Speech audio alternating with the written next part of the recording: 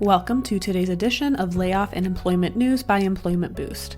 If you are an individual affected by a layoff, or if you are a company facing a reduction in force, click the link above now or in the description box below for more information about our firm's outplacement support services and how we can help you as an individual land on your feet faster and get into a new job as quickly as possible, or as an organization, how we can smooth the layoff process and assist with your reduction in force.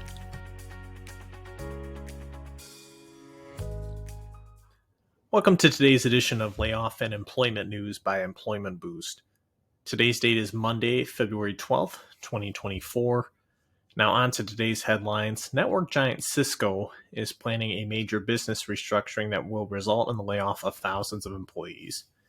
Cisco, which is located in San Jose, has not finalized the total number of employees that will be let go, but the full announcement will probably take place in the coming days as the company prepares for its earnings report on February 14th. In November 2022, Cisco conducted a restructuring that ended with the layoff of 5% of its workforce. A similar size layoff at this time would mean about 4,000 employees being cut. Cisco is going to be pursuing high growth areas that might lie outside of the traditional realm of networks. Flexsteel, a furniture company based in Dubuque, Iowa, laid off 154 employees at a factory in Dublin, Georgia on Friday. A further 180 employees might be let go in the coming months, as Flexsteel is planning on closing their plant by the end of the company's fourth quarter. Flexsteel has cited that the reason for the closure as an effort to optimize its North American manufacturing network, with the closing of a facility saving the company around $4.5 million annually. The company's allocated between $2.5 million and $3.2 million in expenses for employee separation, so the workers are getting severance and possibly other benefits for their transition as well.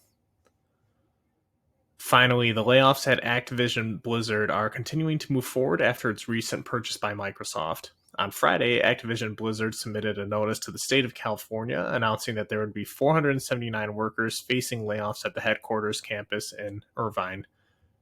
There were no further notes on which employees would be laid off or what roles would be most impacted. For the Orange County Business Journal, this will be the largest tech layoff in Orange County in a number of years.